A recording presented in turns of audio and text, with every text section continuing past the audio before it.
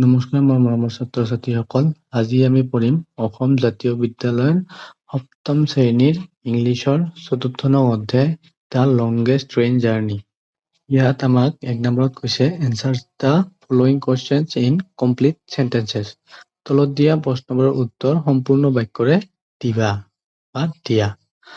১ নম্বৰটো হ'ল what is the summer destination of the narrator? কথকৰ বা লিখকৰ গ্ৰীষ্মকালৰ গন্তব্যস্থান কি? এনচাৰ হৈছে Kanyakumari is the summer destination of the narrator. Kanyakumari আছিল লিখকৰ গন্তব্যস্থান।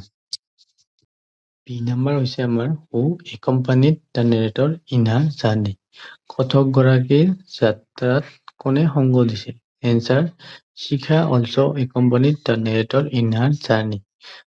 মানে হ'ল শিখাও তেওঁৰ যাত্ৰাত কথকৰ লগত গৈছিল। তাৰপিছত হৈছে C number at what time did the Vivek express arrive at the Guwahati railway station? Vivek এক্সপ্ৰেছখন কিমান সময়ত গুৱাহাটী ৰেলৱে ষ্টেচনত উপস্থিত হৈছিল? এনচাৰ হ'ল at 11:45 AM the Vivek express arrive at the Guwahati railway station. পুৱা 11:45 বজাত বিবেক এক্সপ্ৰেছ গুৱাহাটী ৰেলৱে ষ্টেচনত উপস্থিত হয়। 3 নম্বৰ হ'ল name the bridge over the mighty river Brahmaputra mentioned in the lesson. পাঠ্যত উল্লেখ কৰা মহান ব্ৰহ্মপুত্ৰ নদীৰ ওপৰত থকা দলংখনৰ নাম লিখা। এনচাৰ হ'ল Naranarayan Setu was the bridge over the mighty river Brahmaputra mentioned in the lesson. পাঠ্যত উল্লেখ কৰা ব্ৰহ্মপুত্ৰ নদীৰ ওপৰত থকা সেতুখনৰ নাম হৈছে নৰনাৰায়ণ সেতু। ই নম্বৰ হ'ল what is the most expensive luxury train in India? ভাৰতত আটাইতকৈ দামী বিলাসী ৰেল কোনখন? এনচাৰ হ'ল Maharaja express is the most expensive luxury train in India. Maharaja express ভাৰতৰ আটাইতকৈ দামী বিলাসী ৰেল। এফ নম্বৰ হ'ল হোৱাইট city is called the temple city of India? ভাৰতৰ কোনখন চহৰক ভাৰতীয় মন্দিৰ নগৰ বুলি জনা যায়? এনচাৰ হ'ল Bhubaneswar. What is the capital of Orissa is called temple city of India? উৰিষ্যাৰ ৰাজধানী ভুৱনেশ্বৰক ভাৰতৰ মন্দিৰ নগৰ বুলি জনা যায়। 2 নম্বৰ হ'ল what are the landmark of Kanyakumari?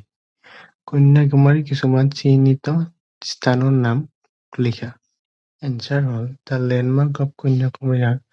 কন্যাকুমাৰীৰ কিছুমান চিহ্নিত জেগা হ'ল the Thiruvalluvar statue, the Vivekananda rock memorial, the Gandhi memorial Mandapam, the tsunami memorial park Etsy.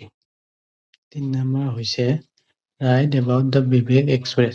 বিবেক এক্সপ্ৰেছৰ বিষয়ে লিখা। এনচাৰ হৈছে Vivek express is a weekly express train. Vivek এক্সপ্ৰেছখন হৈছে এখন সাপ্তাহিক train. It runs from Dibrugarh Assam to Kanyakumari Tamil Nadu. আৰু এইখন অসমৰ ডিব্ৰুগড়ৰ পৰা তামিলনাডুৰ কন্যাকুমাৰীলৈকে যায়। তাৰপিছত হৈছে this Vivek express was started to commemorate the birth anniversary of Swami Vivekananda. স্বামী বিবেকানন্দৰ জন্ম বাৰ্ষিক উপলক্ষে আৰম্ভ কৰা হৈছিল।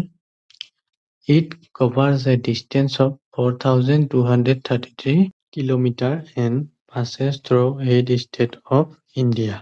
কৈছে যে বিবেক এক্সপ্ৰেছে 4,233 কিলোমিটাৰ দূৰত্ব সামৰি ভাৰতৰ 8খন ৰাজ্যৰ মাজেৰে পাৰ হৈ যায়। 4 নম্বৰ হৈছে look at the following example train, passenger, compartment, Koch, ticket, টিটি। Now write some related words of the following station, journey, river, breakfast। মানে তলত দিয়া শব্দকেইটাৰ লগত মিল থকা কিছুমান শব্দ লিখিব লাগে। এনচাৰ হ'ল ষ্টেচন। ষ্টেচনৰ লগত জড়িত হ'ল train, ticket, express, passenger. Passenger মানে হ'ল যাত্ৰী। জাৰ্ণি যাত্ৰাৰ লগত জড়িত হ'ল ট্ৰেইন, লাগেজ কঢ়িয়াই নিয়া বস্তু, আৱাৰ মানে ঘণ্টা, ডিষ্টেন্স মানে দূৰত্ব, পেছেঞ্জাৰ মানে যাত্ৰী। ৰিভাৰ নদীৰ লগত জড়িত হৈছে ৱাটাৰ পানী, ব্ৰিজ, ব্ৰহ্মপুত্ৰ নদী, নৰ্দন সেতু। ব্ৰেকফাষ্ট পুৱাৰ আহাৰৰ লগত জড়িত হৈছে ফুড, খাদ্য, স্নেক্স, বিস্কুট আদি। টি, চাহ, চাট, পানী ইত্যাদি। 5 নম্বৰত কৈছে আমাক তলত দিয়া শব্দবোৰ ডিগ্ৰী বেলেগ বেলেগ ফৰ্মত লিখিব লাগে। ডিগ্ৰী আমাৰ তিনিটা ফৰ্ম, পজিটিভ, কম্পাৰেটিভ আৰু চুপাৰলেটিভ। প্ৰথম আছে good, better, best, fascinating, more fascinating, most ফেচিনেটিং।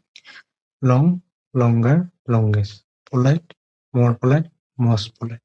Great, greater, greatest. Loud, louder, loudest. Luxurious, more luxurious, most luxurious. Low, lower, lowest. Interesting, more interesting, most interesting. Famous, more famous, most famous.